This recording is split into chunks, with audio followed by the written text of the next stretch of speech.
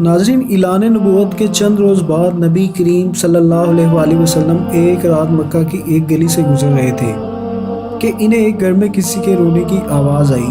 آواز میں اتنا درد تھا کہ آپ صلی اللہ علیہ وآلہ وسلم بے اختیار اس گھر میں داخل ہو گئے۔ دیکھا تو ایک نوجوان چکی پیس رہا تھا اور زاروں قطار رو رہا تھا۔ آپ صلی اللہ علیہ وآلہ وسلم نے اس سے رونے کی وجہ پوچھی تو اس نے بتایا کہ میں غلام ہوں، سارا دن اپنے مالک کی بکریاں چراتا ہوں۔ شام کو تھک کر جب گھر آتا ہوں تو میرا مالک مجھے گندم کی ایک بوری پیسنے کے لیے دے دیتا ہے، جس کو پیسنے میں ساری رات لگ جاتی ہے۔ میں اپنی قسمت پہ رو رہا ہوں کہ میری بھی کیا قسمت ہے۔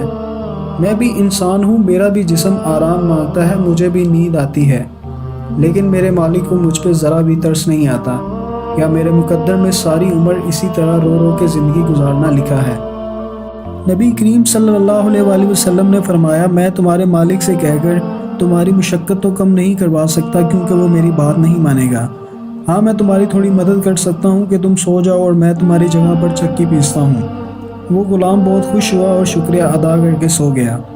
آپ صلی اللہ علیہ وآلہ وسلم اس کی جگہ چکی پیستے رہے۔ جب گندم ختم ہو گئی تو آپ اسے جگائے بغیر واپس تشریف لے آئے۔ دوسرے دن بھی آپ وہاں تشریف لے گئے اور اس غلام کو سلا کر اس کی جگہ چکی پیستے رہے۔ تیسرے دن بھی یہی ماجرا ہوا۔ آپ اس کی جگہ چکی پیستے اور صبح کو گھر تشریف لے آتے۔ ناظرین، چوتھی رات جب آپ صلی اللہ علیہ وآلہ وسلم وہاں گئے تو اس غلام نے کہا، اے اللہ کے بندے، آپ کون ہو اور میرا اتنا کیوں خیال کر رہے ہو؟ ہم غلاموں سے نہ کسی کو کوئی ڈر ہوتا ہے اور نہ ہی کوئی فائدہ، تو پھر آپ یہ سب کچھ کس لیے کر رہے ہو؟ آپ صلی اللہ علیہ وآلہ وسلم نے فرمایا، میں یہ سب انسانی ہمدردی کے تحت کر رہا ہوں، اس کے علاوہ مجھے تم سے کوئی غرض نہیں۔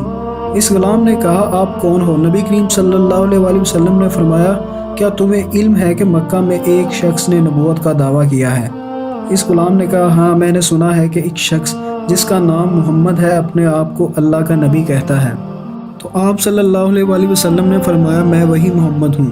یہ سن کر اس غلام نے کہا کہ اگر آپ وہی نبی ہیں تو مجھے اپنا کلمہ پڑھا دیں، کیونکہ اتنا شفیق اور مہربان کوئی نبی ہی ہو سکتا ہے جو غلاموں کا بھی اس قدر خیال کرے۔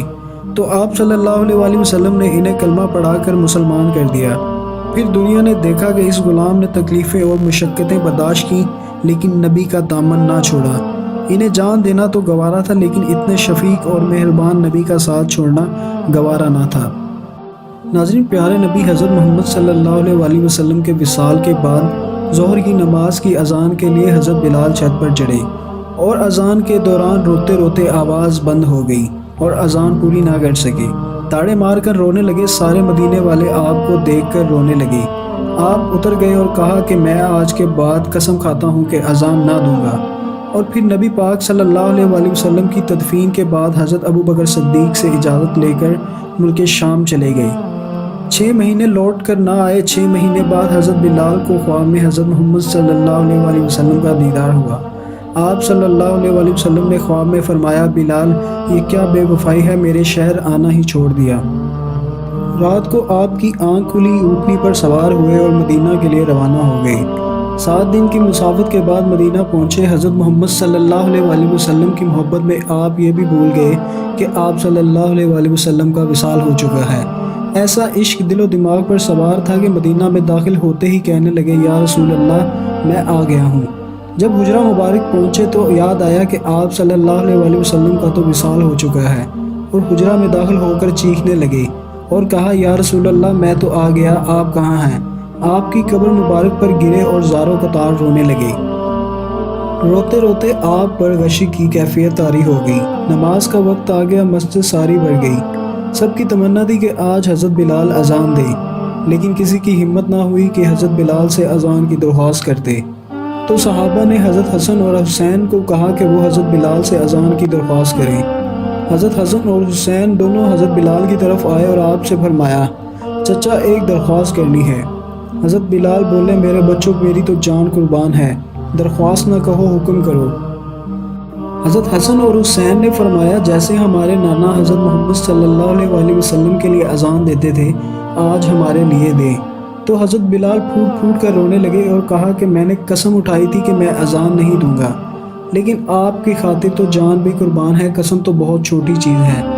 آپ چھت پر چڑھے اور اذان دینا شروع کی۔ جیسے ہی کانوں میں انگلیاں دے کر اللہ اکبر کہا تو سارے مدینے میں کہرام مچ گیا۔ عورتیں ننگے سر اور پاؤں گھر سے باہر نکل آئیں۔